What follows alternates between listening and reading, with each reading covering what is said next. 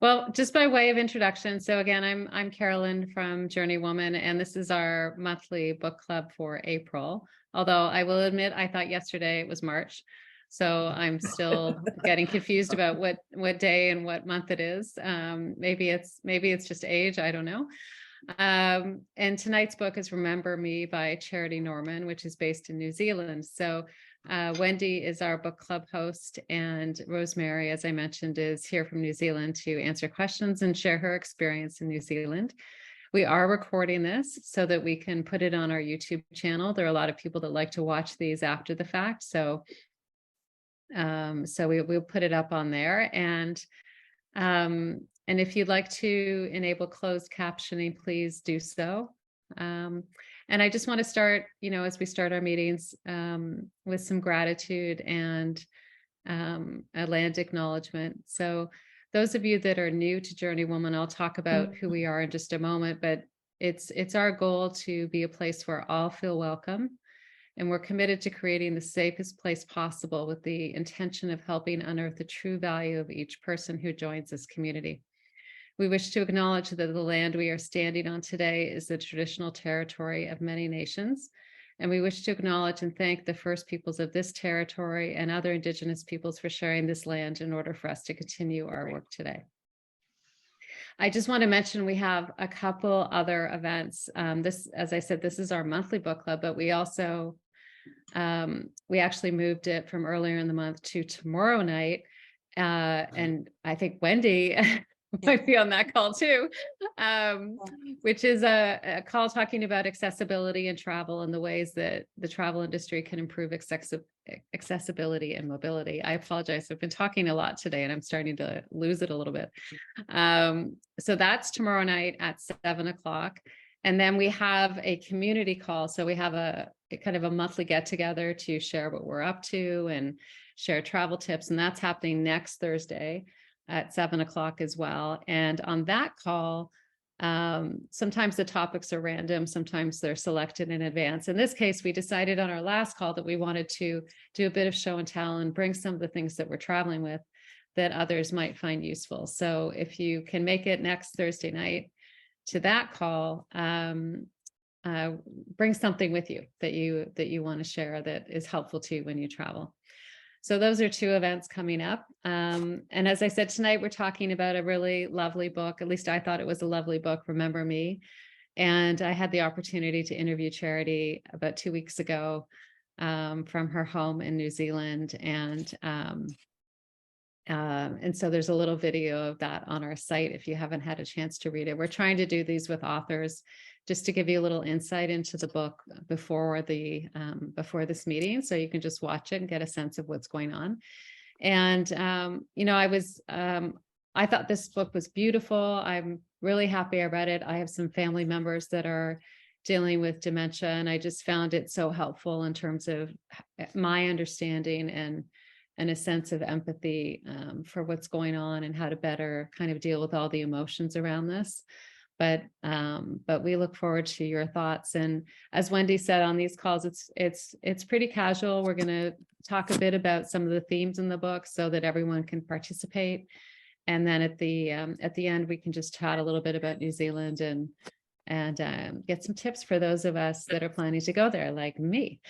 So I'm going to turn it over to Wendy to take us through the book and the discussion questions. And as I said, if you're new, just when you're answering, we want everyone to talk. That's why this is a small group.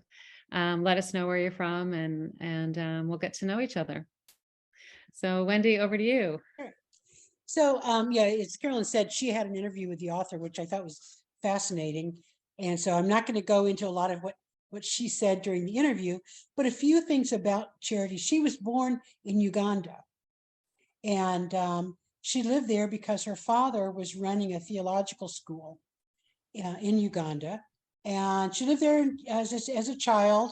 And later in life, they moved back to England, to Yorkshire and Birmingham. And at that time, she became a barrister, a lawyer, and she practiced family law for about 14 years. And at one point, she realized that she was spending more of her time in the law practice than she was with her children. And so she and her husband did a reverse swap. she stopped working and they moved to New Zealand. I think that her relationship with the law and has been helpful in a lot of coming up with ideas and thoughts and background for some of her stories. Because she said that being in a law practice provides you lots of ideas and plots and meeting people of all sorts. One of the book itself is set on the North Island of New Zealand, which is where she lives, near the Ruahine Range of mountains. And she talks about New Zealand as being like one great big picnic spot. She said every place is idyllic. One of the things that that impacted me about the book, and that she did talk about with Carolyn, is that her mother had Alzheimer's. And so some of her thought process of how to address being a child of, our main character is the child of a gentleman who's going through Alzheimer's, came from her own personal story. She's quite a traveler. After a gap year, she had a gap year in Malawi. Then she went, she was working on leprosy research. And so she's really been quite a traveler. One of the things that when she spoke about her mother's Alzheimer's, a quote I'm going to give, which I think we can see throughout the book, and she said, this is speaking of her mother, she had all this awareness that we weren't aware of, and all of this inner life going on under the surface of her increasing confusion, and all these memories that she was desperately trying to hold on to, and this terror that she was trying to suppress. And that was her discussion about her mother, and I think we see some of that in the character in the book. So with that, I will start with some of the basic questions about the book. We usually start with, what was your favorite passage and why? And I'll start with a couple of mine. I had one real one and one sort of side note. My side note one was on page 58. She says, the worst thing about a mobile phone is that you cannot slam it down. Pushing the button doesn't have the same effect. And when I read that, I thought that's so true, because I really want to sometimes slam the phone down. And I know that my nephews don't understand what I'm talking about when I want to go like this on the phone. So that made me chuckle. But my favorite passage in the book was on page 40. And this is where she's looking at her father's notebook. And in the back of the notebook, she turns and she sees where he's written, I am Felix Gerard Kirkland. I have 3 children, Carmen, Edward, Emily, 6 grandchildren, Esme, Natalie, Eddie's, Nicholas, Shauna, Oliver, Carmen's, and Nathan, Emily's. I was born in Leeds. I went to Leeds Grammar School. I was tennis captain. Our family dog was Shep. My best friend was Alan Trentham. I studied medicine. And he goes on and on. He says, I am a doctor. Remember this. And, that whole section really hit me, because these are the things about who he feels he is that he wants to remember. And it made me start wondering, what are the things that I would put down? That if I start forgetting, what do I want to remember? What are the key things I want to remember about myself? And I really, so that really was the part that really impacted me. So other thoughts, people had sections or ideas that they liked in the book.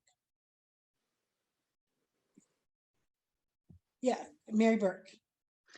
I love this book. I connected with it on so many levels. I have had a dear aunt who had Alzheimer's and a best friend who had Huntington's disease. Oh. So it really, reading this, I knew she had someone who had Alzheimer's, because so many of the points were,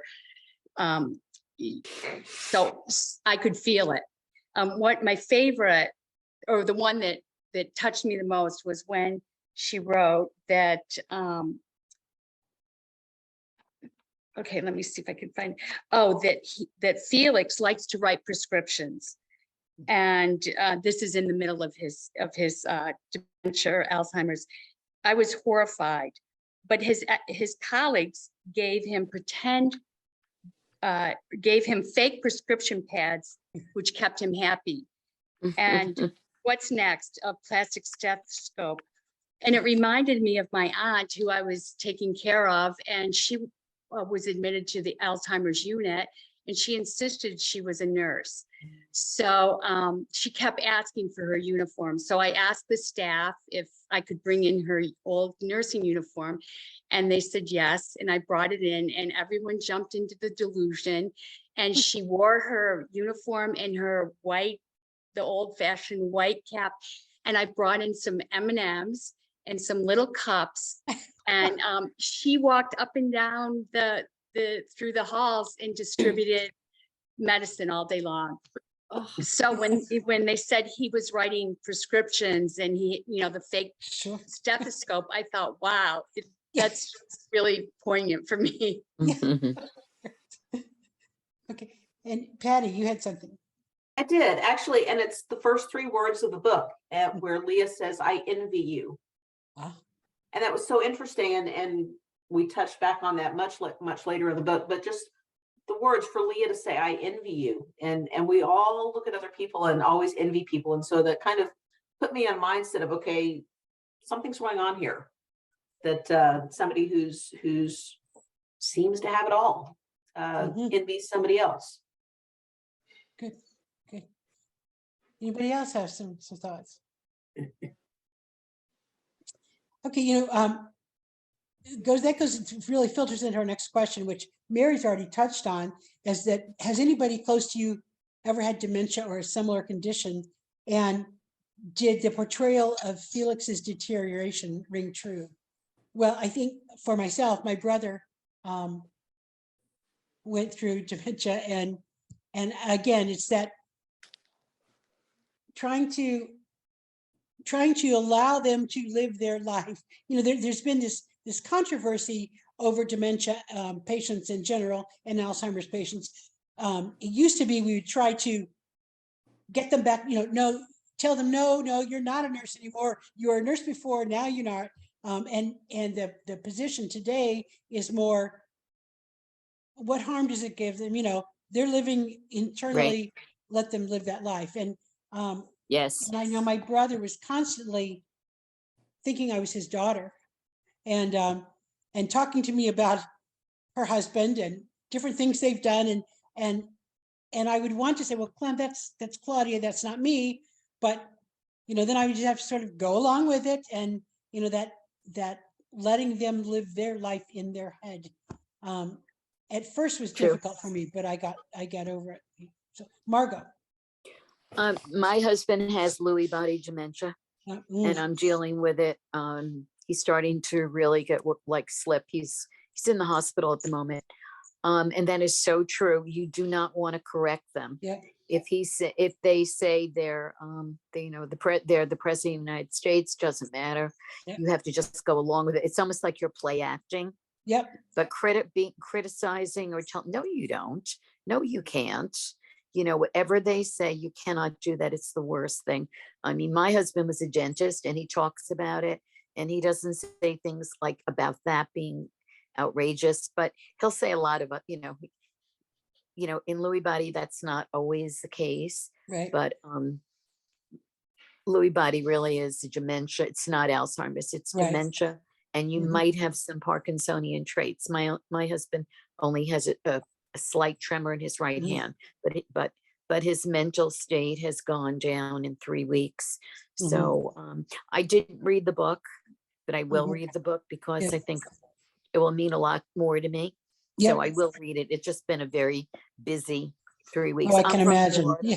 I'm from Florida, but my husband is here in a hospital in Connecticut. So I just got here.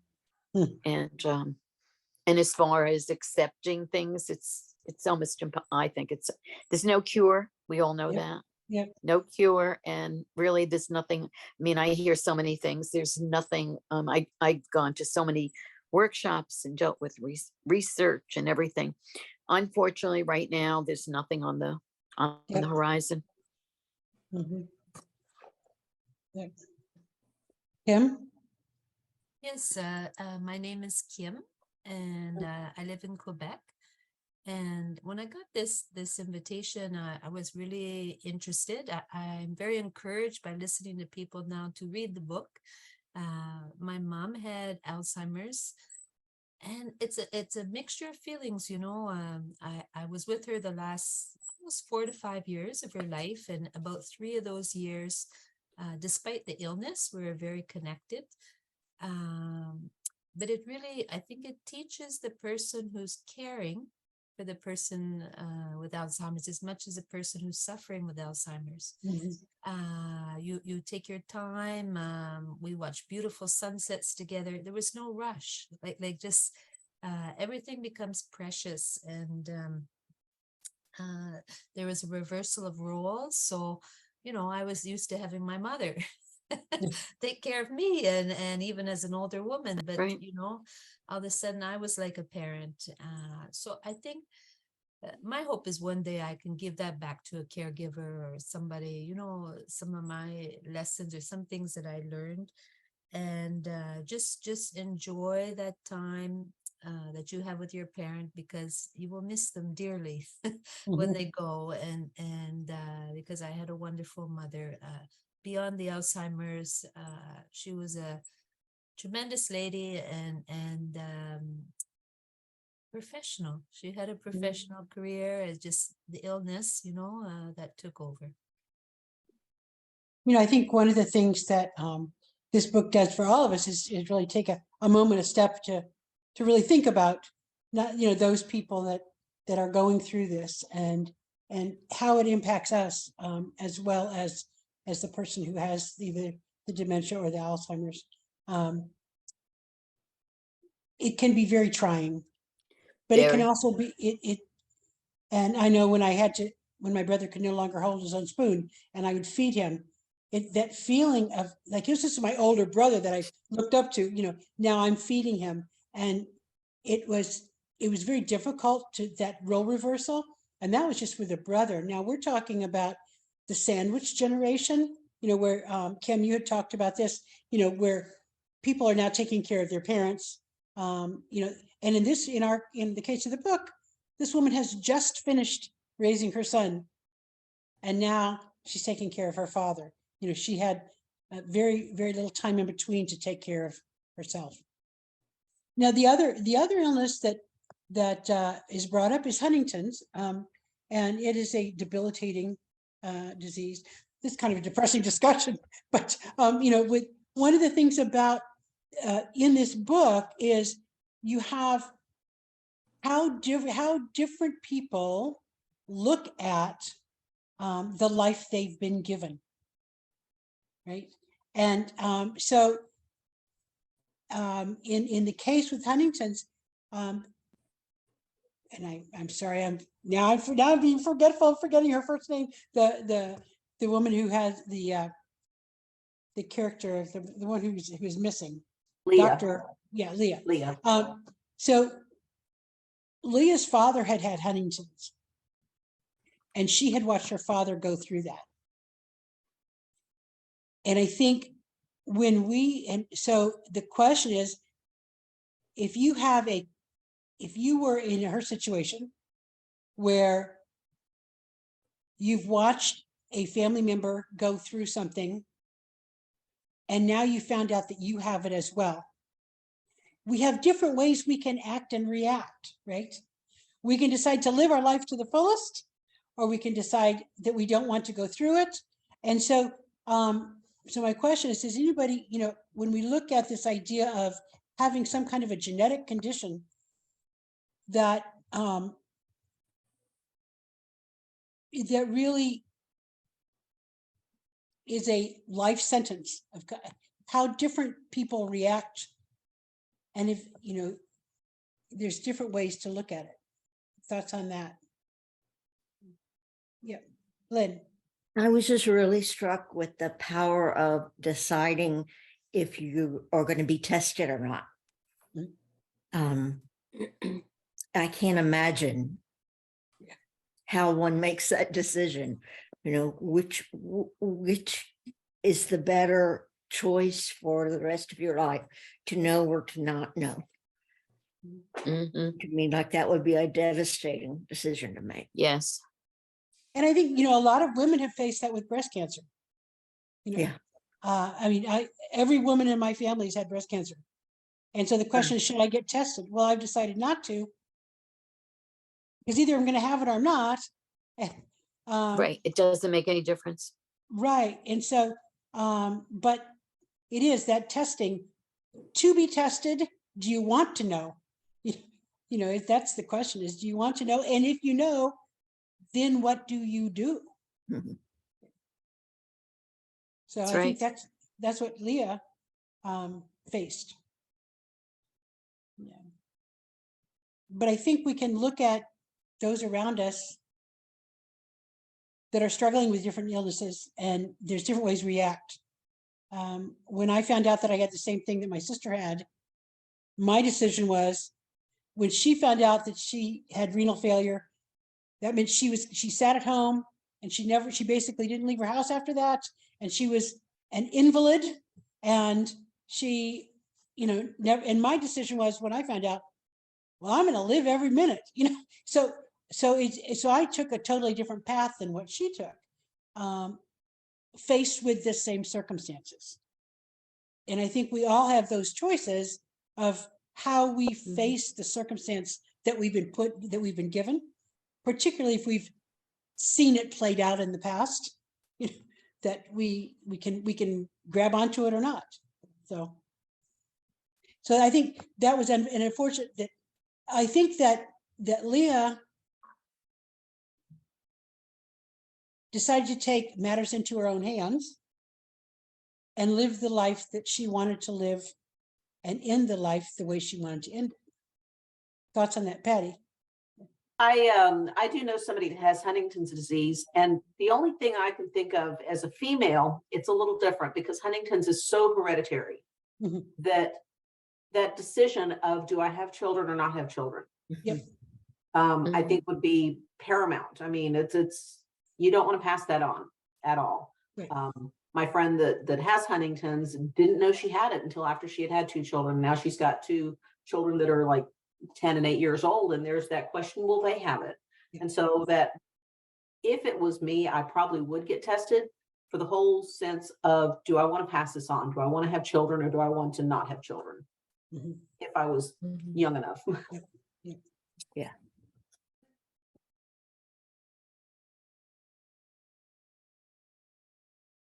So let's talk about try to little bit more levity.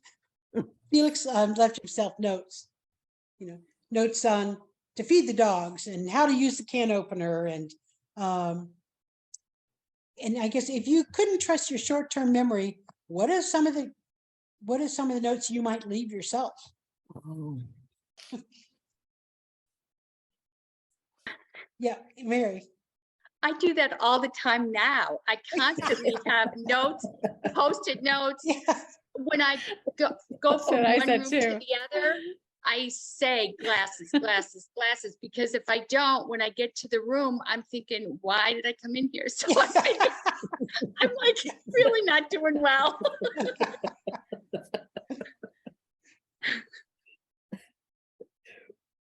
Yeah, Marco.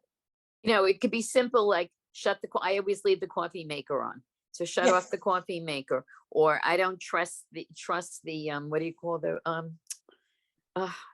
oven on, what do you call that? The not the air fryer, the oven on toaster oven.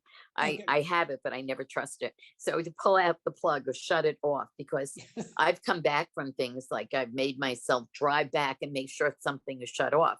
So, or, put a little Post-it at the door, for whatever it is, it could be cooking something, but, or double lock the door, or close the the shutters on the lanai, whatever. Yeah, but those are all very important things. Yeah. Well, I have a comment. This is Anise. I thought it was interesting that he wrote a note to himself telling himself you have Alzheimer's or dementia. And it's confirmed, and he had the confirmation from the doctor or the backup. Man. Yeah. Yeah. And I think that's true. That's a good point. Because I think there's something about knowing that that's what it is as well. Did we lose you? We've lost her. But yeah, that was an interesting note. And that he backed it up with sort of the medical report so he could read it. Hi, it's Paula. Hi, Paula. And I'm from Windsor, Ontario, so I'm near Carolyn. Okay. I guess I'm at the age where I'm also, like many of you all, forgetting things. And it's easy for other people, including ourselves, to say, oh, it's just forgetfulness, it's just an aging issue. But every time it happens to me, I begin to think, is this the early stages of Alzheimer's? Yeah. And I just wonder, I just don't know if I should be worried about that, if I should just sort of laugh it off, or if I need to somehow go to some kind of doctor and say, I want to be tested now to build a data bank. Yep. It's interesting. I was listening to a radio program on my drive up to Virginia, and they were talking about that we just laugh off forgetting things and say, it's old age, but sometimes it's not. And how do you tell the difference?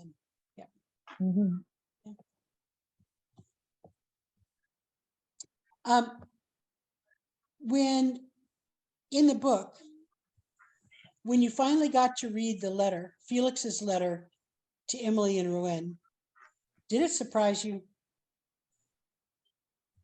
What were your thoughts on the letter?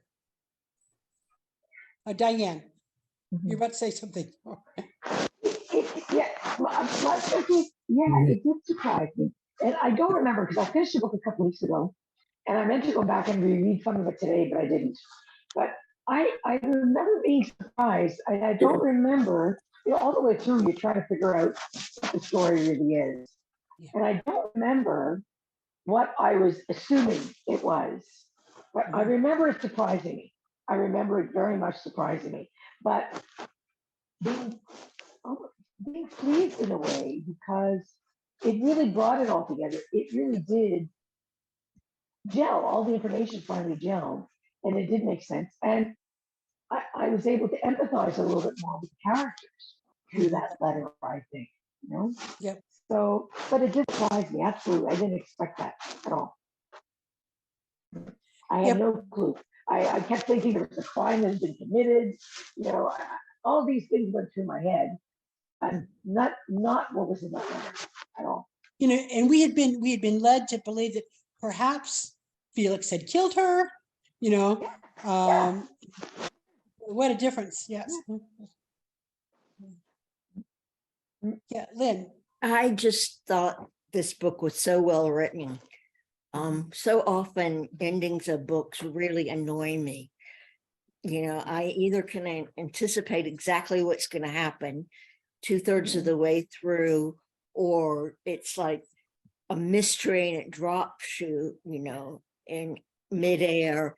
And the way that this pulled the different threads of the story together, and it wasn't like, oh, I never thought of that, because it made sense. Yeah. But you didn't really know until the end. And it just came together so believably, I thought, with some surprises and some reassurances that, yeah, that makes sense. I really liked this book. I thought it was a really good book. Patty? So I was not surprised. I absolutely knew that Felix did not murder Leah. There was no question in my mind about that. And I did suspect that maybe Leah had Huntington's and that she was lying about it. I don't know what made me suspect that. I think the thing that surprised me most about the whole ending is that Leah went 25 years, in order to protect Felix, I understand, but leaving her mother and her brother in suspense. And that just did not sit well with me. I mean, I totally understand her decision, not that I would have made the same one. I understand she wanted to protect Felix, but I didn't like the way she let her mother and her brother be in the dark for 25 years. That was not nice. Yeah. But the rest of it, the letter, I understood, did not surprise me. Well, Do you think Felix it was could have told selfish of her to do that?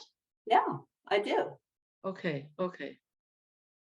for them to search for her essentially in their heart and mind for 20 something years. Yeah. It's kind of selfish of Felix too. Yeah. I Yeah. agree with you, Patty. It's horrible to do that to your brother and your mother. And Yeah. they always have that hope. That hope is always there that you're going to be back to Yeah. live with that. Mhm. I agree with you. That's a very selfish thing to do. I think she could have found a way to send an anonymous letter a year after she disappeared or whatever, so that at least she could give some closure to her mom and her brother without waiting for Felix to die. Yeah. That's interesting. Yeah. And then look how they cared for Felix in the end. Yeah. You know, Yeah. Yeah. To me, the surprising thing was, and maybe I'm jumping ahead, but she was dead for 25 years and people kept looking, but they never found her. And I don't know anything about New Zealand, but it seems to me like because they knew the area very well and it was a very remote area, I think, not urban.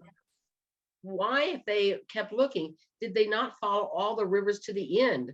They kept going on one main river, I think one main river or creek or whatever, but her brother especially, you would think that they would go on every single river they could until the end, because the distance I think was relatively short.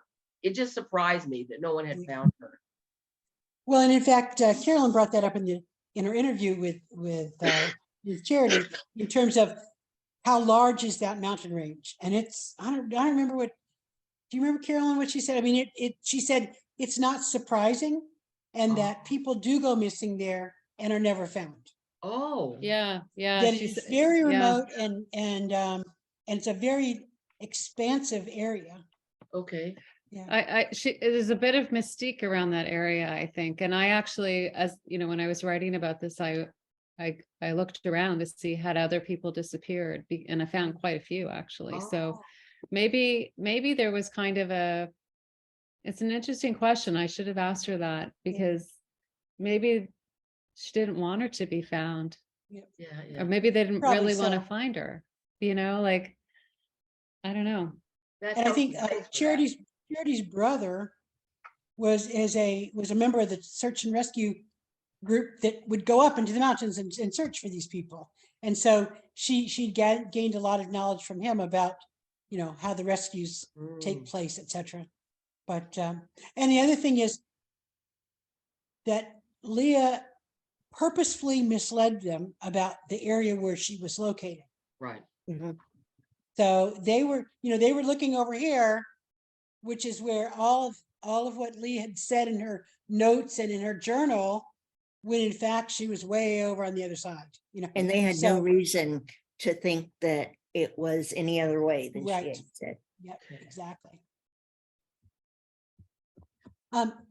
You know, one of the things, you know, just in terms of more general travel questions, you know, Felix talks about the time before mobile phones and before texts and emails were common. And he talks about travel during those times. What was your experience? How is your experience of travel different in those days than today? Before emails, before computers, and before mobile phones. Yes, Patty. Up, you're on mute. Patty. Unmute, sorry. There you go. Very recently, I had gone to South Africa and was in Istanbul for a few days on the way back. And I did a really stupid thing. I left my iPhone at Cape Town Airport. I know that the Cape Town Airport police have it, but because I was at the gate and the police were on the other side of passport control, I couldn't get it back. So I spent 4 days in Istanbul with no iPhone. Oh, wow. It took me back to the 1980s. I mean, literally, I was like, okay, I've got to stop at the hotel and like, write some notes about my directions as to where I want to go on a piece of paper. And so it was interesting. I had a retro experience there in Istanbul without an iPhone for 4 days. So it took me back. Diane. You know what? Yeah, it's interesting. All the technology that we have today makes it easier for us to do a lot of things. But I saw the question earlier today, and I thought, you know what? My immediate reaction to that question is, I think it's more stressful today to travel than it was back then, because I find that the technology is maybe I'm obsessed with writing, keeping notes now, documenting everything, keeping journal. I used to write a journal, but writing it by hand is very different than putting it in your computer, I find it's writing it by hand is much more zen-like, I find, than having to use a phone or having to use a tablet. I just find personally that the technology, and I find that I'm enjoying my surroundings, but I don't concentrate so much on surroundings as I used to, because I'm focused on taking this picture and taking my phone out and recording something or videotaping something. I just find that I'm not, my traveling isn't my tourism, because it's not tourism. My enjoyment, that's what it is. My enjoyment of my surroundings is not the same as it used to be because of the technology, I find. Although it makes it easier in a lot of different ways to do things. But on a day-to-day basis, from a minute-to-minute basis, I don't find that I'm as relaxed traveling now as I used to be. I agree. I don't know why. Rosemary, do you have your hand up? The difference that strikes me is it's more relational. Travel is more relational without a phone. You're relying on asking people.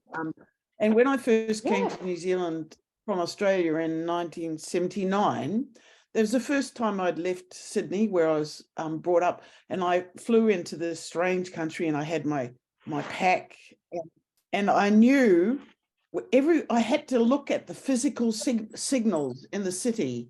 I have to find my way back to this suburb after I go into the city. So how am I going to do that? What are the waymarks? What are the mountains? What are the streets? And in a way, we don't have to do that anymore because we've got a GPS on our phone. So I think that whole thing about I feel like it was more relational. I think back to the people who picked me up when I was hitchhiking. I mean, that's what we did then. We hitchhiked, and took me home to their house and said, stay the night, and or come and visit me when you're passing through. So that's one of my thoughts about without. Diane, you mentioned something that I've noticed, and that is, and I now, when I travel, people go, take a lot of pictures.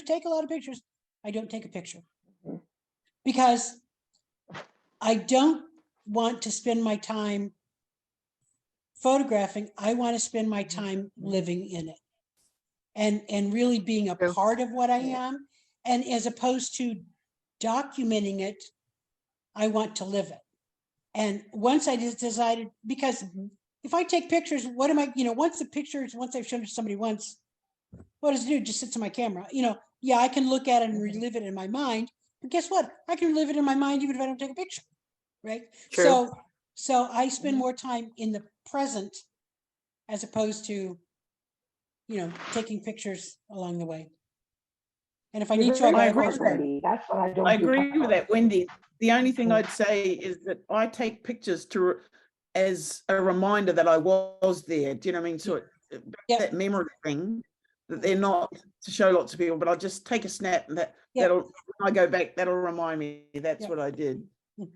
Yeah. But the other thing about, I think that's a generational thing as well, because so many young people, and they're all young to me now, just document everything and they put it on Facebook. It's like, I don't want to see everybody's pictures and happenings and things like that. Maybe one, but my family I tends to agree. go overboard with Facebook, and it's too much. It's just too much. I agree. The other thing I think about is the advantage, Kim, I'll get you just a second, is the advantage of having a telephone.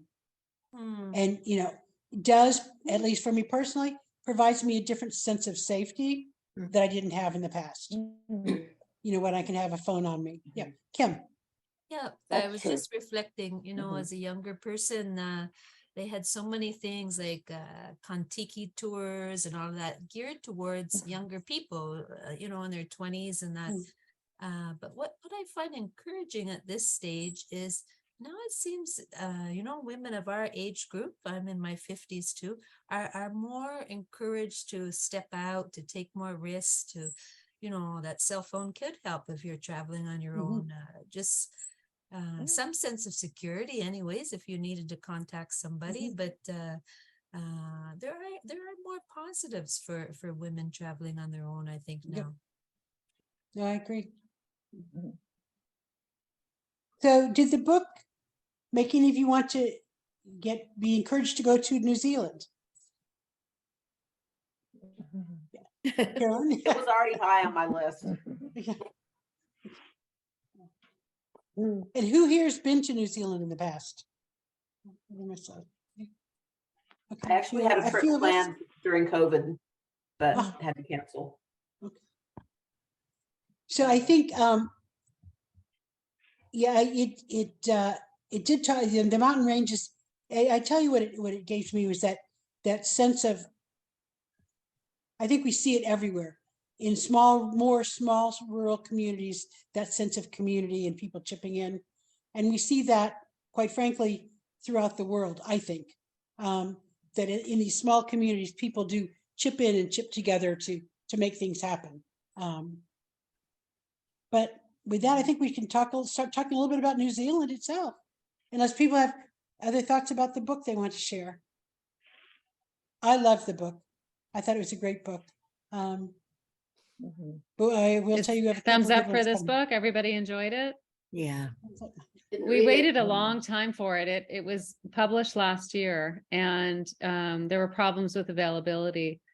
And of course, when I told Charity this, she was pretty upset. And I actually got my book. This is a UK cover, so she was quite annoyed that they were shipping UK books to Canada with a different cover. She took note of that.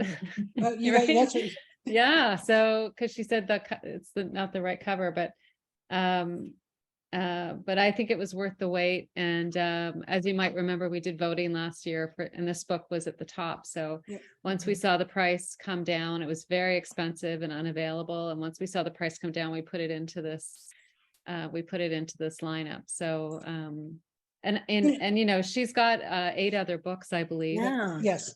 And the day that I was speaking to her, she was finishing her latest book, and she had the manuscript, and she was sending off I guess they have to actually send it through the mail back to her publisher in London. So so she's got a new book coming out. She wouldn't tell me anything about it, but you know, I feel like once having read this book, I'd like to read some of her other books as well, because I thought she was really really talented woman. And it's not necessarily a yay, cheery, happy book. I mean, it does have a lot of heavy themes in it, but I think it left me feeling sort of you know, I mean, even though all these really heavy things, I kind of, it closed with comforting me in the end.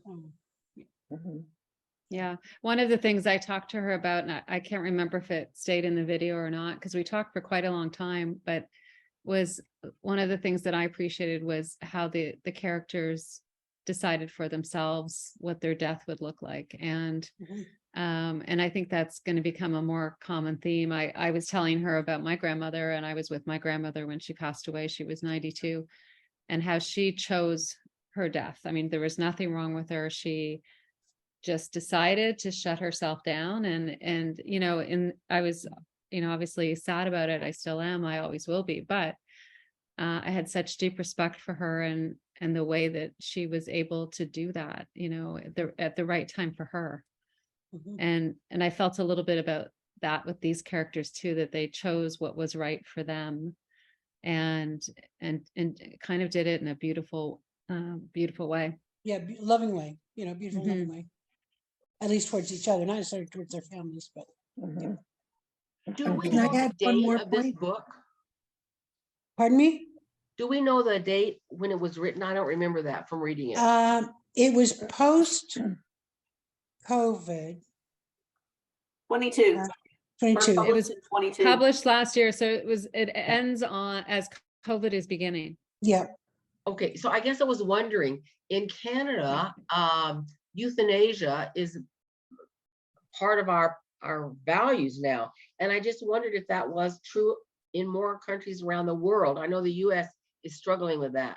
So I wonder if she considered that at all, so that Leah could, you know, make a decision. That, She did. Yes. She, Rosemary, do you want to say something? I see Susan wants to say something there, but we do, a law has been passed in New Zealand under sort of first step law about it. So that has changed in the last year. okay. In New Zealand. If you're 25 years ago. It's quite narrow, but you can choose. Okay, okay. Yeah. Susan? Oh, I just wanted to add something else. I really liked the narrator, the person who was telling the story. I loved her illustrations that she would describe and her attitude. And the other part of the book that I found very meaningful was the part with the family relationships, not necessarily the ones that just interfaced with the Alzheimer's or the Huntington's, but the relationship she had with her sister and her brother and her son and her son's partner. And so that really added another few layers to this book for me that I enjoyed very, very much. And as I say, I really liked her character. I just enjoyed spending time with her and her thoughts and her perceptions. Good. Beautiful. Anyone who hasn't spoken yet that would like to share anything? Can you hear me? Am I on? Yeah. Yeah, Yeah, hi, Karen. Yeah. Yeah, I did not read the book, but I'm certainly enjoying the comments. My aunt by marriage has Alzheimer's, and she was sort of just starting into the progression of her disease when her beloved husband, my uncle, died. And he was just, I mean, her right arm, her left arm, they had a wonderful relationship. So she was in terrible grief, and she kept questioning why did he die? He was so high functioning, and she didn't die. She hasn't died. So this was her great question. This life is so unfair that he's been taken away. And here she was, or is, you know, in this dementing state of affairs. And she also has aphasia, so she can't express her thoughts. And she kept saying, you know, life is so unfair. And she was in such a state of grief. I mean, it really was. It is a very sad situation. Like a double whammy at one time. But she had such a supportive family. I mean, everyone is there for her and we take good care of her and whatever, and try to keep up her spirits. But it's interesting what people most miss about themselves when they are in this dementing process. And the thing that she regrets so much is she can't write, she can't sign her signature. And she has beautiful penmanship. And it's so often she will comment on, oh, I wish I could write my name. It's so strange that this is what she's really missing. Rosemary? I just wondered if I could say a couple of things about New Zealand. Yes, please. Absolutely. One thing is to experience the kind of places that she talks. I mean, I think getting beyond hotels where you stay in New Zealand is really important. And one place that really works, I think my preferred way of staying now is to stay in something called a campground. Now, basically, many campgrounds have self-contained cabins. They have cabins with toilets. You can park your camper van. But the good thing about them is they have a shared kitchen, and you get to know the local people. Usually, the people that run it, particularly the small ones, the people who run it are amazing. Are in, they're in out of the way, in beautiful spots. So my recommendation is get out of hotels. Go for look at campgrounds. I mean, there's really big campgrounds and there's little ones, but they're just such an amazing way to get out of the cities. The other thing is what's really hot in New Zealand is cycling. There are some extraordinary cycle trails, and the most famous of them is the first one, which was is called the Otago Rail Trail. And I challenge anybody, any of you could do this. This is an old rail trail. It hardly, especially on an electric bike. The main problem is wind, if you're biking into the wind. But these basically go to pub. You start really small communities. You have a drink at the end of the day in the hotel with everybody else. They love visitors. It's the way you can get to know local people. They're very small communities, and there's nowhere in New Zealand that doesn't have some amazing cycle trails. And even if you're driving and just cycle for a day or something, going to those places on those cycle trails, they're wonderful ways to get in touch. And I remember once being picked up when I was hitchhiking by somebody in central Otago where this rail trail was, and they were an old farmer, and they said they could not believe what cycling had brought back to this community. Communities that were dying were reinvigorated, as not just overseas people, but locals said, oh, I'm going to go down to Alexandra and cycle that trail. And all over New Zealand, they're fantastic. And the other thing is Māori are our Indigenous people here, and it's really a cool thing to look for opportunities to engage with them. And one amazing one is in north of Auckland. There's a place called, I'll write it down here, Omapere, and there's a trip called Footprints, where at nighttime, they lead you in to the great big kauri forest, and tell you the story of that forest. And you start in the twilight, you go out and you walk and eventually you end up at Tane Mahuta, which is the biggest tree in New Zealand, and they take you there in silence and looking down, and then they say, open your eyes, and you look up through this magnificent tree and see the stars through it. So there's some amazing ones like that. In Kaikoura, in the South Island, you can go whale watching with a Māori organization. Once again, they will give you the heart of their story and introduce you to their story of the place. So there's some other ones, amazing ones around New Zealand. Those are the ones that are really worth looking for. And I just want to say, and I'll get you to practice this word. This is for you, Carolyn. This word here, I just put into chat. Has anybody heard this word before? Is it kia ora?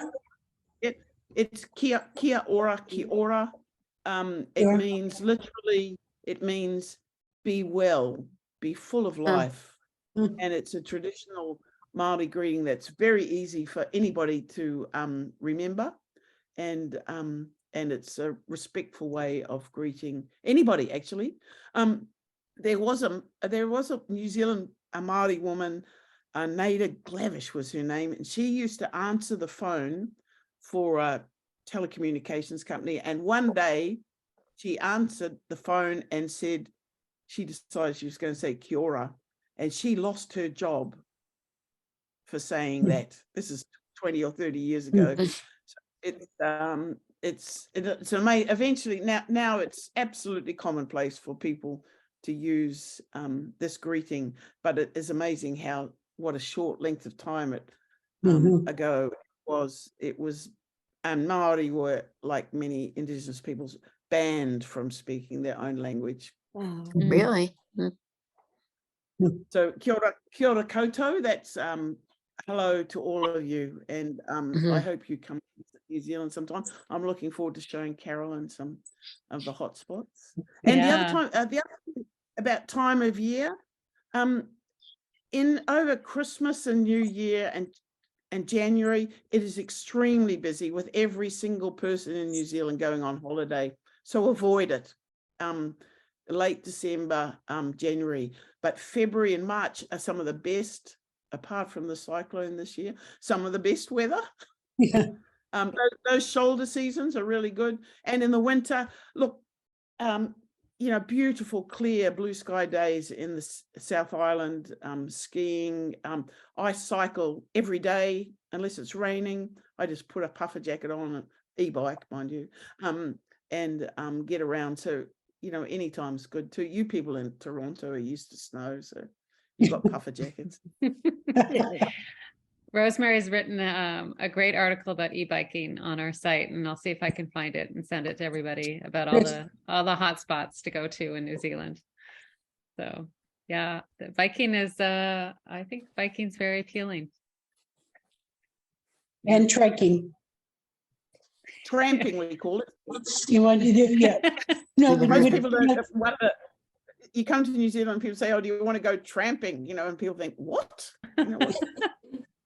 But that's the New Zealand word for hiking, and it is to go into that kind of place where in the ruahenes, where and there are parts of New Zealand, but don't take it lightly. There are parts of New Zealand that people have disappeared into and never come out again. Like it isn't straightforward.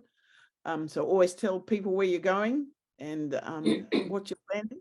But there's some magnificent, and the Great Walks are fantastic. I was just showing, they just opened the Great Walks today for bookings, and the website got shut down because people were so keen. So they're pretty hard to get into.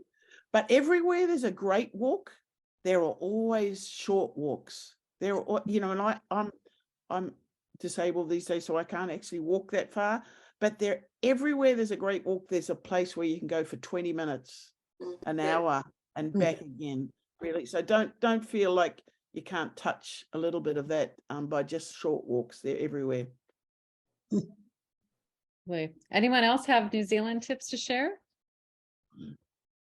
Those of you that have been or are planning to go? Because we haven't written about New Zealand that much, and I really want to. So I'm eager to hear tips if anyone wants to let me know afterwards. What I recall most about New Zealand are the museums in each city or town. They had the most beautiful museums, and they're small. They're very doable. And I recall how charming they were and how well done they were. Indeed. And I'm not a museum person in particular. I just know I got some great Indigenous art, some really nice art pieces from New Zealand. Yeah.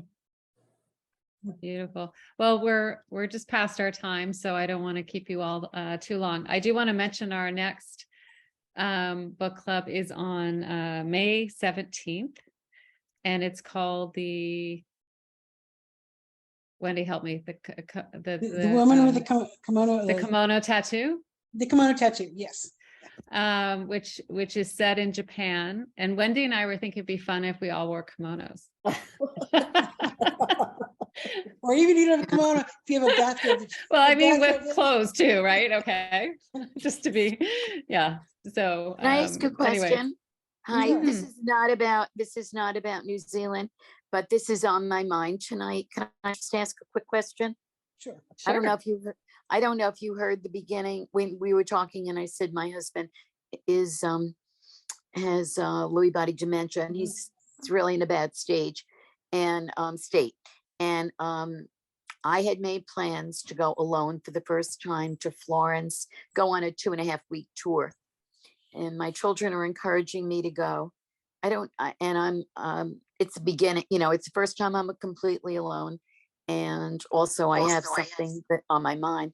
And I know my children really want me to just go, forget about, don't think about it, just go and have a good time. I don't know what other people would do in this situation. I'm traveling alone for the first 5 days, and then I'm meeting a group in Lucca. So I don't know if anyone has any comments or suggestions or has been in Florence in that area recently. I would say go. I would say If go. you have the support of your children, I'd say go. Yeah. Well, hopefully they'll be able to, I'm in Connecticut right now because that's where my husband is, but they will be here. I live in Florida half the year. So yeah, they've been great. They've said go, and it's just a little scary, I think, the first time. Yes. That you're going 100% by yourself. Yeah. Well, Are you on our Facebook group, Margot? Yes. Well, pose the question there too. You'll get a lot of advice and support. And we've been having community calls here at JourneyWoman for 3 years now. And many of the women on this call have been on those calls, Karen, Diane, Mary, and who hasn't talked much, Mary, I'm looking at you, Mary Clark. But we talk a lot about guilt, and many of us are caregivers, and the opportunity to take time for ourselves. So you'll find a lot of support for you here. Yep. Okay. So I'm pretty sure I'm on it. It's JourneyWoman on Facebook. Is that just go it's to called Facebook? Solo Travel Wisdom, and so it's a yes, I've heard. Yeah, yes, and just go on it and a lot. introduce yourself, and I'm on it a lot. you'll find support, and you'll find advice. And I wish we could do more of this in person, but at the moment no, this I know is what we've got. But right, it's great, it's fine. But welcome. Okay, So thank you, Rosemary. Did she leave? She must have dropped off. Okay. Well, thank you, Rosemary, for joining us from New Zealand, and thank you to all of you for making time tonight to come to this book club. We hope you enjoyed it. We hope you will come again and bring a friend. And we're trying to keep these small so that we can all kind of have a chance to get to know each other a little bit. Thank So you. we'll see you next month in Japan. Japan. Thank you, Carolyn. Thank you, Wendy. Pleasure. Bye-bye. Thank you all. Bye. Bye-bye. Bye, everyone. Bye.